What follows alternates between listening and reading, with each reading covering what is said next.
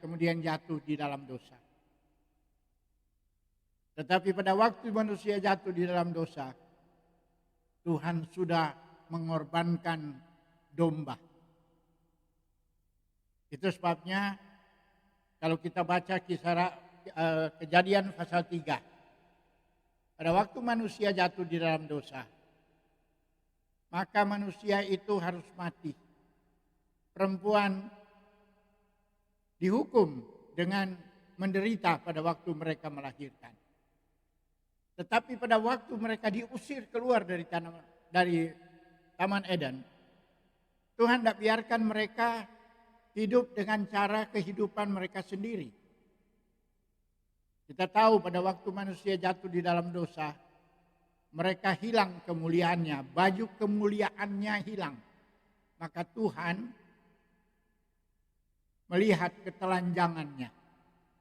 Ketelanjangan manusia telah jatuh ke dalam dosa.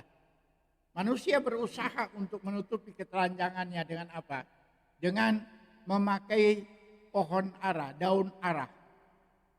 Sayang kita di sini pohon aranya sudah mati, jadi kita tidak bisa lagi melihat pohon ara. Mudah-mudahan waktu-waktu yang akan datang kami dapat adakan lagi pohon ara itu. Dari Jakarta ada untuk kita melihat. Pohon ara melambangkan kehidupan manusia dengan cara berpikir manusia. Tetapi Tuhan baik. Pada waktu Dia usir manusia dari Taman Firdaus atau Taman Eden itu, Dia menyediakan pakaian untuk manusia. Jadi sebenarnya seorang modeste pertama di dunia adalah Tuhan sendiri. Karena Dia membuatkan baju untuk manusia. Apakah yang dipakai oleh manusia? Yaitu kulit domba. Kulit domba adalah kulit yang paling halus dari kulit binatang. Kalau kita ambil kulit sapi, itu keras, saudara. Nggak mungkin kita pakai baju dari kulit sapi. Kalau kita mau ambil kulit domba, kulit dari kambing, itu keras. Tapi kulit domba itu adalah yang paling lembut dari antara kulit-kulit yang ada, yang bisa disimak. Jadi sebenarnya pada waktu manusia keluar dari Taman Firdaus, Tuhan sudah siapkan untuk kita apa, saudara? Anak domba. Jadi kejatuhan manusia setelah hari ke-10. Pada waktu itu Tuhan sudah siapkan untuk kita anak domba pesak. Dan dia digenapi waktu dia mati. Pada waktu umat Israel, umat pilihannya itu dibawa keluar dari Mesir. Maka yang pertama dipotong pada tanggal 14 jam 3 sore itu adalah anak domba Elohim. Anak domba pesak. Itu yang dalam bahasa Ibrani banyak kali disebut sebagai Seha Elohim. Itu yang berkorban bagi kita. Dan hari ini kita lebih banyak berbicara tentang pengorbanannya. Dengan 4 kali kita minum anggur, itu sebenarnya melambangkan bagaimana kita diingatkan terus-menerus tentang darah Yeshua HaMashiach yang sudah rela dikorbankan bagi kita semua. Dia menebus kita dari dosa dengan apa? Dengan darah. Kalau zaman dulu, kalau coba lihat dulu gambar pertama. Kalau orang zaman dulu mau mempersembahkan korban persembahan, dia harus mempersembahkan apa, saudara? Seekor domba. Gambar yang pertama.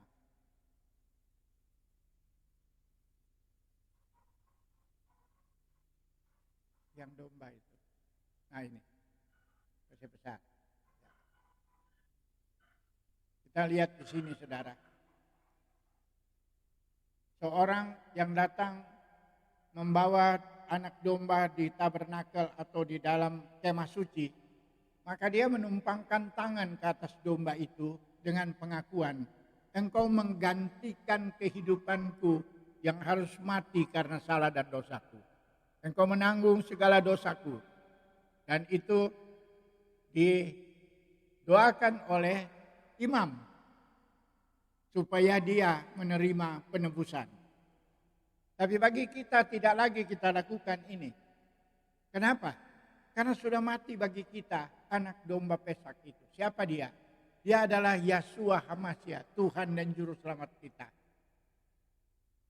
Ini yang kita acarakan pada hari ini.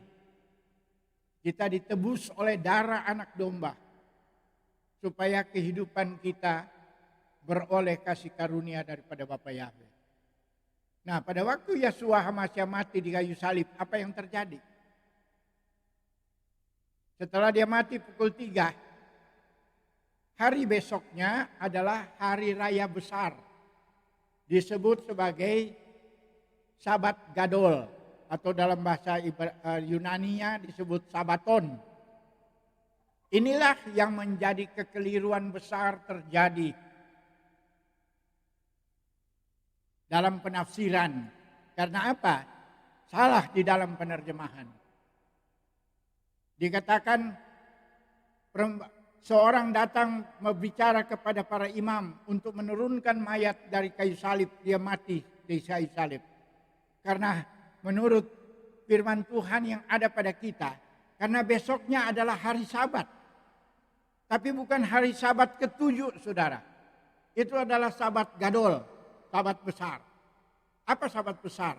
Itu 15 Nisan.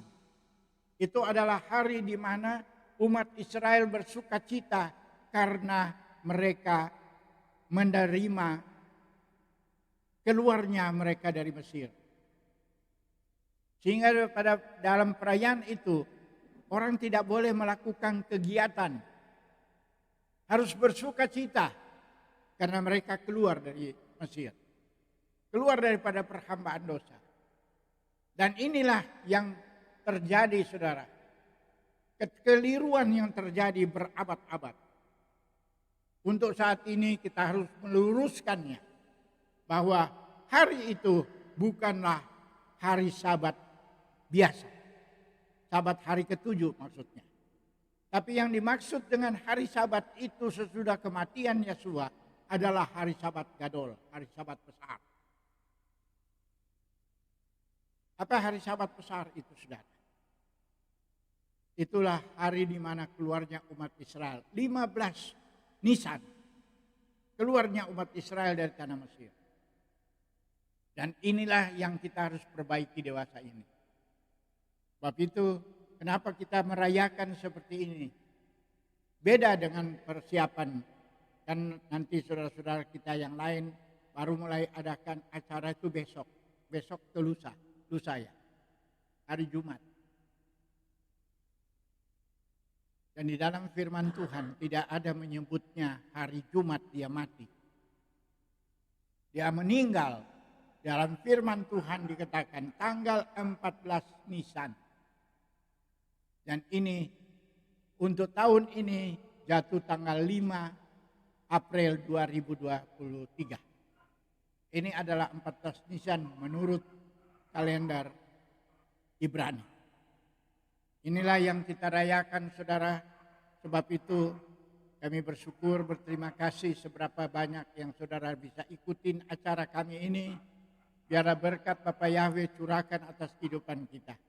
Kami mohon maaf karena kami tidak melakukan yang benar karena internet kami di sini tadi jam 3 mati, belum bisa. Baru muncul setengah 4, malah jam 4 baru kita bisa mulai acara kita tadi. Dan inilah yang perlu kami sampaikan, kiranya berkat Bapak Yahweh tercurah atas kehidupan kita semua saudara. Karena kasih-Nya yang begitu besar, terus kita bisa merayakan. Setelah dia mati, Yeshua HaMashiach dia naik ke sorga. Dia duduk di sebelah kanan Bapa Surgawi. Amin. Untuk apa? Berdoa syafaat bagi kita. Karena dia tahu kehidupan kita manusia penuh dengan kekurangan, kelemahan. Sehingga hari-hari yang kita hadapi banyak kali kita harus menderita. Sebab itu dia bersyafaat untuk kita. Dengan syafaatnya kita boleh kembali kepada jalan kebenaran. Itu sebabnya bagi umat Nasrani kita setiap hari Sabat kita melakukan Erev Sabat dan kita melakukan kidus. Kidus dengan lambang Yahshua HaMashiach mati di kayu salib. Tangannya terentang dengan arti dia menunggu kehadiran kita. Dia menunggu untuk kita datang kepadanya. Karena dia sudah rela mati di puncak Golgota. Inilah kidung pujian kita. Kasih karunia-Nya luar biasa. Sebab itu kami mengundang saudara-saudaraku yang kekasih. Jangan lupa setiap memasuki hari Sabat kita melakukan ibadah Erev Pesak, Erev Sabat dengan kita minum anggur dan kita makan matzah dan anggur. Matzah dapat kita buat. Ini matzah saudara. Matzah ini adalah roti tidak beragi. Tapi itu kita berdoa selalu, orang Israel berdoa, Hamotzi lehem min haaretz. Bukan halah. Orang Israel sendiri menyesatkan mereka dengan membuat halah roti yang beragi untuk dimakan. Tapi kita tidak melakukan itu. Kita makan roti yang tidak beragi. Kita buat sendiri. Dan itu banyak petunjuk-petunjuk. Dan kita sudah buat itu. Kiranya Bapak Yahweh menyertai kita. Dan rekaman ini akan kita kirim melalui FB.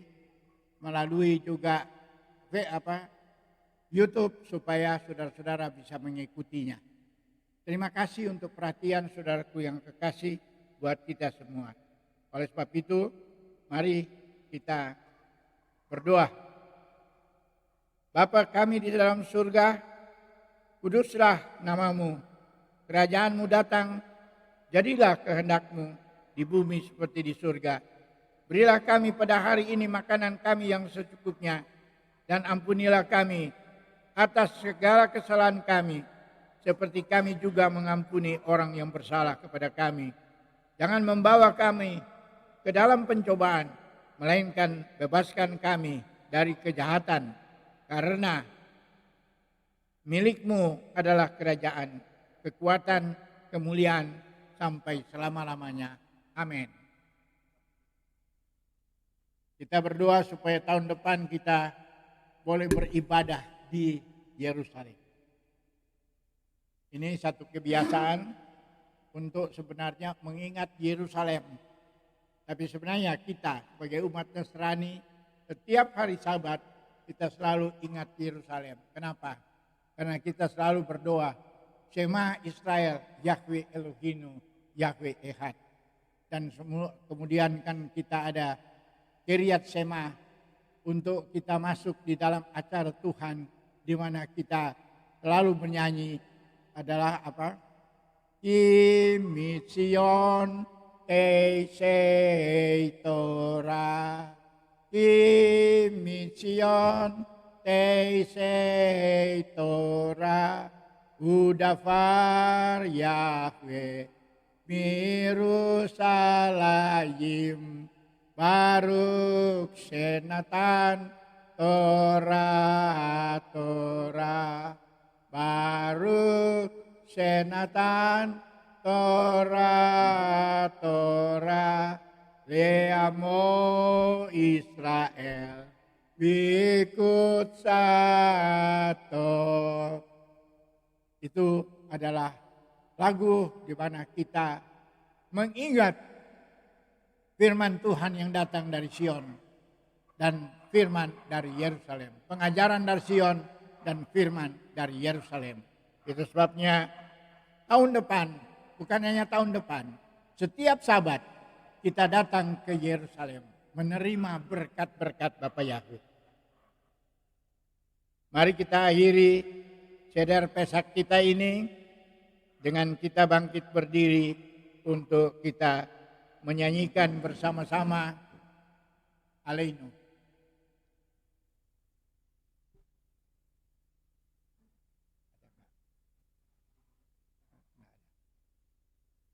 Kita menyanyi bersama Aleinu.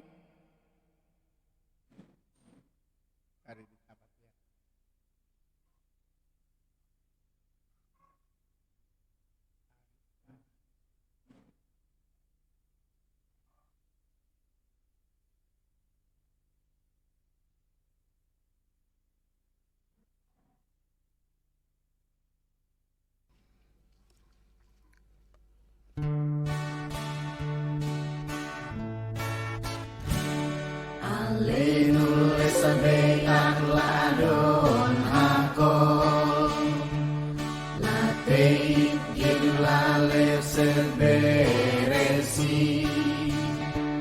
Seloasanu kegen arakso Pelosamanu kenstekot hadama Selosam helkenu kahen Pegoraleu kekolamona Fanagnu kolein Umistakavim umodi Ibne melek malkei hamlahi Hakadosh baruchu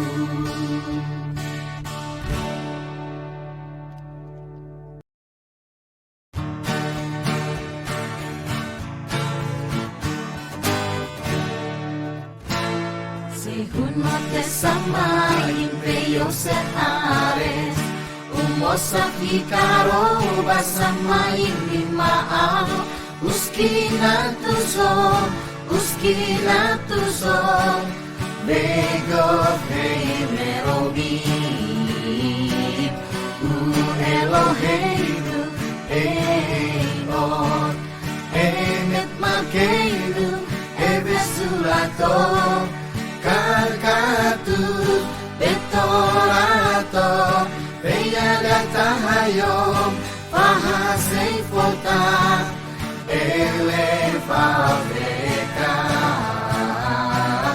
Ki Yahweh Uha Elohim Basamaim Mima'al Ve'al ha'aretz Mitakat Einon Ve'nemat Ve'haya Yahweh Lemelech al kol haaretz Bayom hahu Yeh Yahweh echad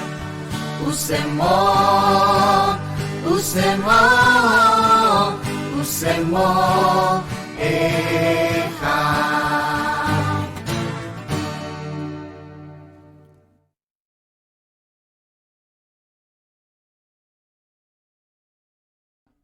Berkat Bapa Yahweh Elohim, penguasa alam semesta yang kita rayakan perayaan Pesak pada hari ini.